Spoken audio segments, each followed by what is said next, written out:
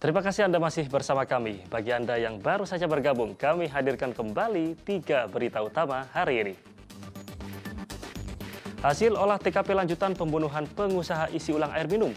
Polisi menemukan jejak darah korban di ruang dalam dan menyita barang bukti yang diduga digunakan pelaku membunuh korban. Lupa uang tersimpan di bawah kolong tempat tidur selama hampir 4 tahun. Uang puluhan juta rupiah milik seorang warga di Pekalongan rusak dimakan rayap. Jelang musim haji, produsen kain ihram di Kabupaten Klaten banjir pesanan sehingga mereka menambah karyawan.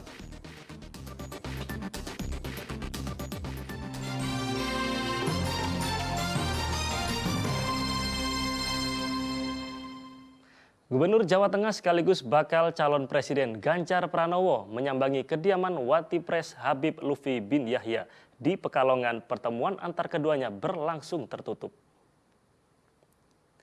Selasa sore kemarin, Ganjar mendatangi kediaman Habib Lutfi bin Yahya di Kota Pekalongan. Kedatangan bakal calon presiden dari PDI Perjuangan ini untuk memenuhi undangan Habib Lutfi saat bertemu di Solo 2 pekan lalu. Pertemuan tertutup berlangsung selama 1 jam. Ganjar mengatakan banyak mendapat pesan dari Habib Lutfi terkait masalah kenegaraan. Kagum sama Habib Lutfi ini yang selalu concern pada soal-soal seperti itu. Cerita umpama kondisi keamanan di Indonesia, terus kemudian bagaimana mengakomodasi ruang-ruang diskusi yang lebih banyak karena banyaknya orang yang ingin menyampaikan pendapat. Jadi contoh-contoh yang menurut saya baguslah itu. Jadi ceritanya lebih pada hal-hal yang sifatnya personal. Ada pesan khusus, Pak? Kenapa? Ada pesan khusus dari apa? Boten. Di Semarang, massa yang tergabung dalam relawan sahabat Ganjar menyerahkan dukungan kepada DPD PDI Perjuangan Jawa Tengah. Mereka menyerahkan 6.000 fotokopi kartu tanda penduduk sebagai bentuk dukungan kepada Ganjar. Usai berjalan jauh dari stadion di Ponorogo ke kantor DPD PDI Perjuangan di Kota Semarang, massa menyerahkan dukungan berupa 6.000 fotokopi KTP. Ini adalah bukti dukungan relawan sahabat Ganjar dalam pemilu 2024 mendatang. Ketua DPW Relawan Sahabat Ganjar pun menargetkan kemenangan hingga 70% di wilayah Jawa Tengah. Mereka mengaku telah memiliki tim di 34 kabupaten kota. Sahabat Ganjar pun tidak mempermasalahkan soal sosok bakal calon wakil presiden yang akan mendampingi Ganjar.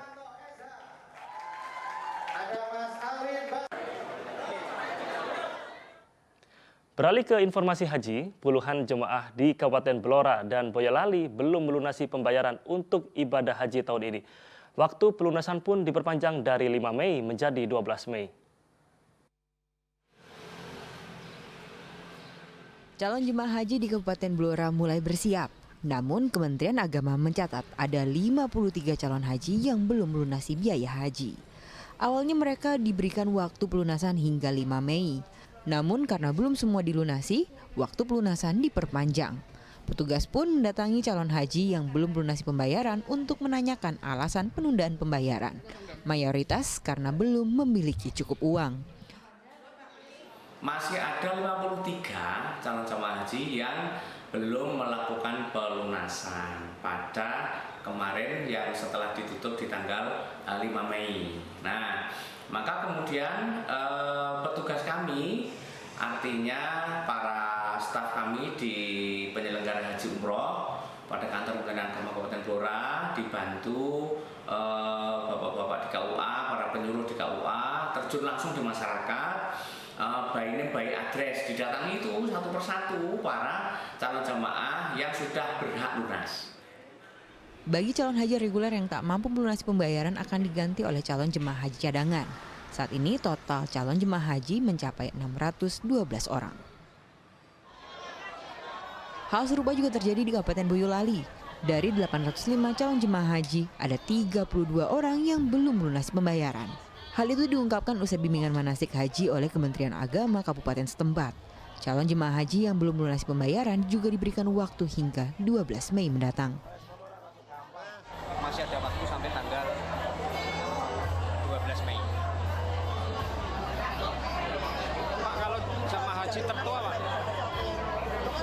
itu otomatis akan menjadi kuota nasional.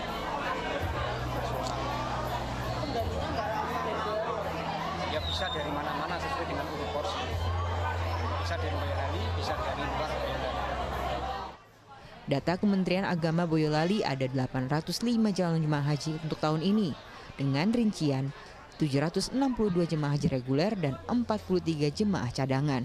Mayoritas calon jemaah haji masuk dalam kategori lansia.